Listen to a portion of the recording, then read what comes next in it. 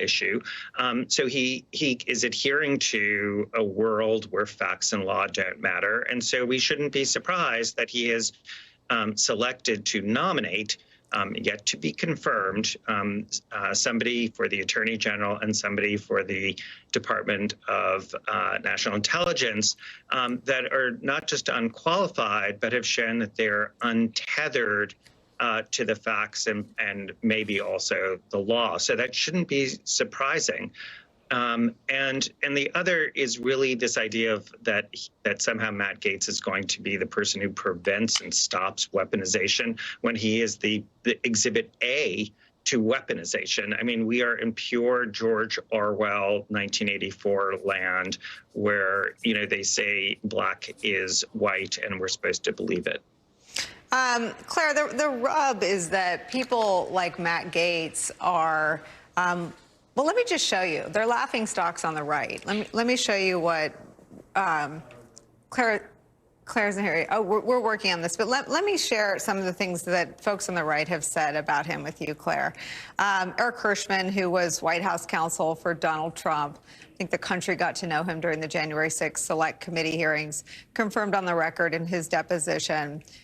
When asked, was Representative Gaetz requesting a pardon? Eric Hirschman, I believe so. The general tone was, we may get prosecuted because we were defensive of the president's positions on things. Question, how do you know that Congressman Gaetz asked for a pardon? John McEntee, he told me. Tell me about that. John McEntee, he told me he'd asked Meadows for a pardon. Cassidy Hutchinson, Gaetz was personally pushing for a pardon, and he was doing so since early December. Asked by Adam Kinzinger, the only reason I know to ask for a pardon is because you think you've committed a crime. Claire, this is the kind of person you also install if your plan is what you talked about on the campaign trail and what you insisted, even in friendly interviews, wasn't your plan, and that's retribution. Yeah, there's a couple of things about this. First, I have to think that there are more than 4 votes that would not show up for Matt Gaetz in the Republican caucus.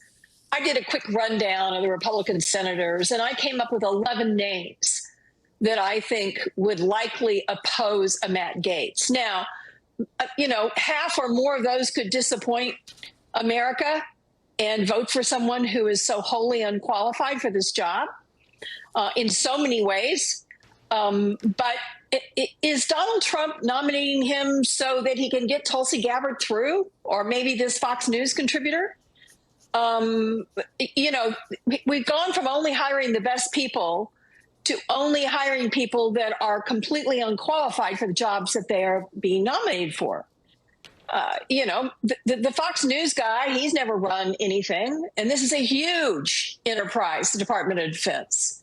Matt Gaetz has no experience that would lend itself towards running the Department of Justice and everything that's involved there. And people think the Department of Justice is just about, you know, who's getting prosecuted, that we're talking about on national news. We're talking about a huge swath of criminals in this country, and running a department with integrity, going after bad guys that are breaking the law, whether it's drugs or bank robberies or other serious crimes, criminal enterprises that are complex and difficult. I mean, Andrew can tell you all this. It is shocking. I mean, I guess I shouldn't be shocked, but it sure is nervy for somebody who has his own ethical problems to be nominated for a job that has had really some stellar men and women running that department in my lifetime, and frankly, in the history of this country.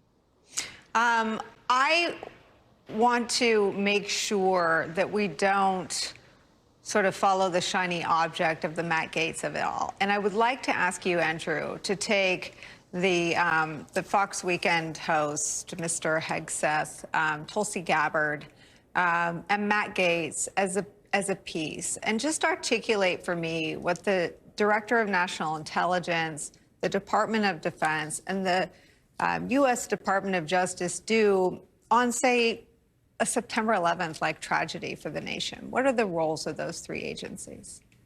It's funny. That's exactly where I was going, because post 9/11, what you do in the intelligence community, at the Department of Defense, at the CIA, at the Department of Justice, at the FBI, is you do all of the things within the FBI and the department that Claire talked about, sort of domestic criminal law enforcement. And obviously, those can be incredibly important. They can involve murder and rape and child pornography and the kinds of crimes that everyone listening would find horrendous and have to be prevented and prosecuted. But post 9/11, this is a very dangerous and serious world.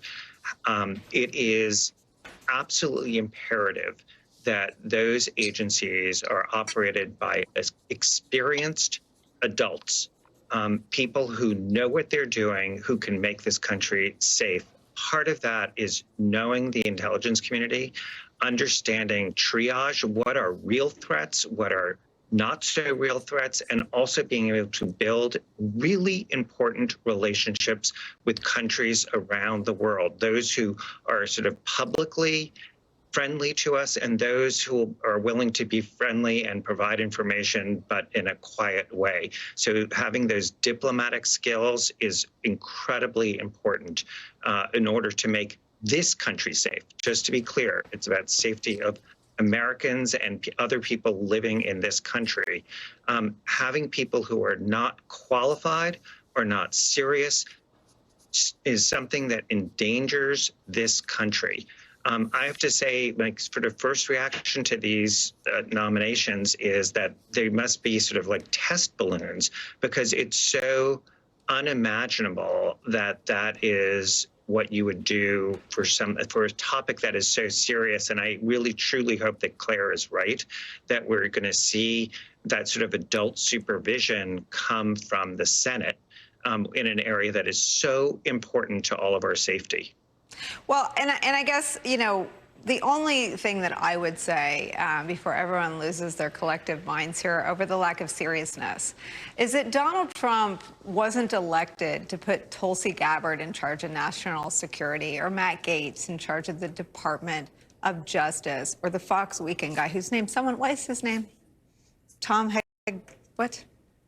Pete Hegseth. Can I get a spelling? Hegseth. So Donald Trump was elected to do one thing: keep Americans safe. That's what his voters would tell you. And that means economically secure and safe from, let me quote Trump, criminal gangs. Who deals with criminal gangs, Claire? Might it be anyone at DOJ? I mean, who deals with Iran, a country that Donald Trump says is running all over the USA? Might it be DOD or the intelligence community? Donald Trump can't leave unserious people in charge of the things that are the very reason his base of supporters turned out and voted for him. So just, again, putting sort of the shocking lack of qualifications Tulsi, Matt, and Pete Hegseth have between the three of them. Talk about the political liabilities of putting such novices in charge of things that are so central to whether Donald Trump succeeds or fails. Yeah, it's interesting to me because I'm wondering what Marco Rubio is saying about this. Marco Rubio already had a very important Democrat, the former chairman of the Intelligence Committee, Mark Warner, steeped in all matters of national intelligence and international relations, come out and say that Marco Rubio was a good choice.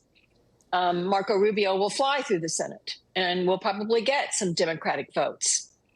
You have to wonder what the military people who understand what DNI is think about Tulsi Gabbard. I mean, this is an unserious person. This is a person who flaunts conspiracy theories, made up something about biolabs being put by the United States in Ukraine, and who changed parties in a way that really showed that she was more interested about getting attention than she was serious policy issues. So I am, and by the way, the recess appointment thing, are we really at the point that this Supreme Court would say that the Attorney General of the United States can be put in place without advice and consent of the Senate of the United States Constitution? Have we gotten to that point?